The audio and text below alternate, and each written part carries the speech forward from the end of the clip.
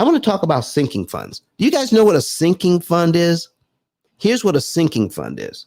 Instead of using, let's say I've got a separate bank account, all right, where I'm putting in cash every month, just in case one of my appliances breaks down and I need to get it fixed or replaced.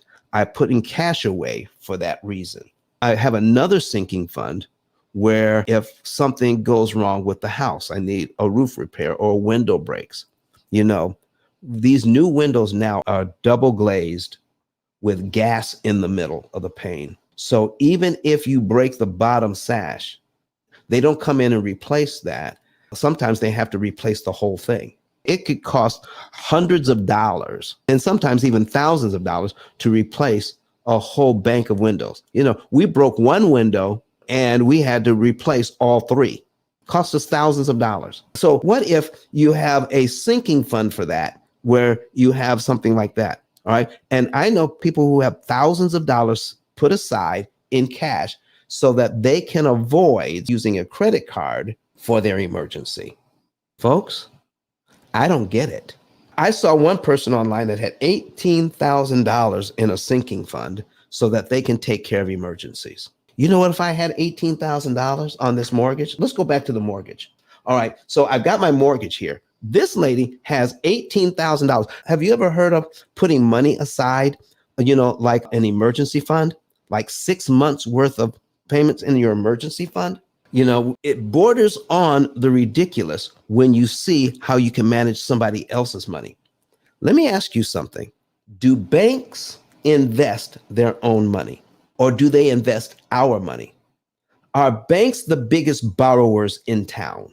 Do you have a Chase in your town? Do you have a Wells Fargo? Do you have a Regions? Do you have credit unions? Listen, do you see how powerful they are? Do you see how strong they are financially? Do you see that they're in the tallest buildings downtown? And they borrow money. But we're being told that if we borrow money, we're doing something evil, something bad, something that makes absolutely no sense. You need to use cash for everything. Listen, success leaves footprints, ladies and gentlemen. Why don't we take the advice of some of the people or businesses that are the most successful in our community and take a page out of their book and study it? Why don't we learn the benefit of leveraging money? All right. So we're looking at putting money aside, $18,000 in a sinking fund, ladies and gentlemen, sitting in a bank account, making 1/10 of 1%. 1/10 of 1%. That's what they're doing. All right. It makes no sense to do that. Watch this. That same $18,000 that they're putting aside so that they don't have to use their credit card. Let's say they have a $5,000 emergency. Okay. And their credit card is 15%.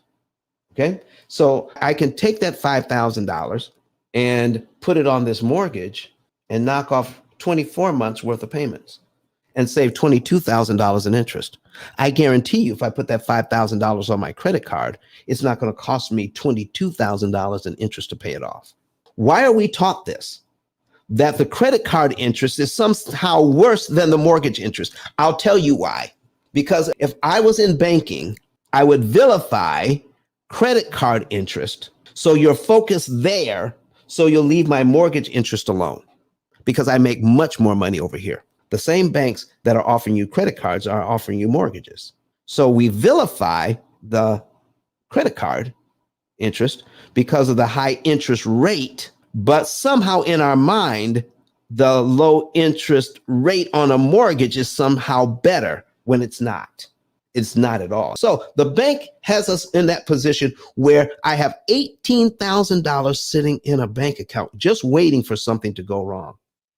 Where if I put that $18,000 on this mortgage, doggone it, I knock off 6 years on this mortgage and save $68,000 in interest. If I take my 18 grand and apply it to this mortgage, I could take my $18,000 and apply it here rather than just sit it in a bank making 1/10 of 1%, waiting for something to go wrong. So folks, because you have money, that's why you leverage somebody else's money, because the cost of leveraging somebody else's money is so low compared to what you could do with your cash, eliminating other higher cost debt. If I can take my $18,000, look there, $18,000, boom. I can take $18,000 and knock off 75 payments and save $70,000, almost $71,000 in interest. Why wouldn't I do that? And if I have an emergency, on a credit card, let me pull up one more. All right. We're going to take this $10,000. We're going to change it to $18,000. Okay. I have a 15% credit card. Okay. Even if I had to put my $18,000 loan on here. Okay. Boom. All right. 18,000. My first interest payment is $225. Okay. $18,000 at 15%. My first interest payment is $225. Okay. Now, I'm just doing the math here, folks. I'm just doing the math. Okay. I can knock off 6 years, 3 months off this mortgage, 6 years, 3 months off this mortgage and save almost $71,000 if I do that. Now, I'm just saying, what if I put that money on my credit card and I paid my credit card back? Let's just say the interest payment never went down.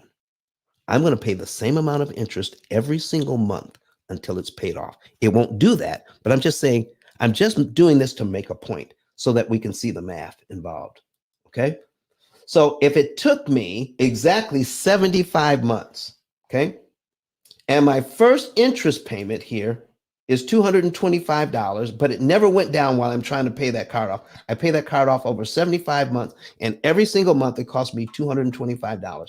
If I multiply that by 75, okay, that's still only $16,000. If my interest rate never went down, my interest cost never went down for the same amount of money, and it took me 70 months to pay that off, okay, it would cost me $16,000. But if I took that same $18,000 and put it on my mortgage, let's go back to the mortgage. Look here, 18,000. I saved $70,000. So my people, let me ask you, and this is bordering on the ridiculous here. I'm not saying this is what we should do. I'm just looking at a ridiculous situation because of the ridiculousness of the education we are now embroiled in, that's being baked into our society. We're being taught that credit cards are evil. Go ahead, and that interest on our mortgages is cheap. Okay, that's what we're being told. So here's my question. Even if it cost you $16,875, would you pay that in order to save $70,000 on your mortgage, $72,000 on your mortgage? Would you pay $16,875 so that you could save $72,000 in interest on your mortgage? You tell me, yes or no. Put it in the chat. Yes or no. Do you see? It won't even cost you nearly that much to pay off this loan on your credit card. At most, it may cost you $1,200, $1,300, $1,500. But even if it cost you $16,000, it would still be worth it if you could use that money to save $70,000 somewhere else. Folks, we're not taught to do the math. We're not taught to do the math. But Don has some valuable information that can contribute to the quality of a person's life. And it only costs you a few dollars. It's his book. Why not get that? I'm going to go through the P.I.L.L method myself with some of my investment properties. So I'm going to link up with Don, and then I'm going to sit down with him, show him my investment portfolio, and see how I can eliminate interest.